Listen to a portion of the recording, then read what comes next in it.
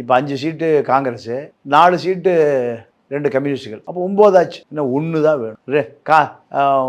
யாரா முஸ்லீம் லீக் கிளம்பி தயாராகிடுச்சு. ஸ்டாலின் பேசி கீசி கையில் காலில் உளுந்து போயிடாதீங்க இப்படி தடுத்து நிறுத்தியிருக்காரு. ஆனால் கம்யூனிஸ்ட் போக வேண்டாம், நாங்கள் விஜய்க்கு ஆதரவு தெரிவிக்கிறோன்னு ரகசியமாக நம்பிக்கை ஓட்டெடுப்பு சட்டமன்றத்தில் நடக்கிற பொழுது திமுக வெளியேறினால் தாவேகாவுக்கு அடிமை திமுக என்பதாக எடுத்துக்கொள்ளலாம்.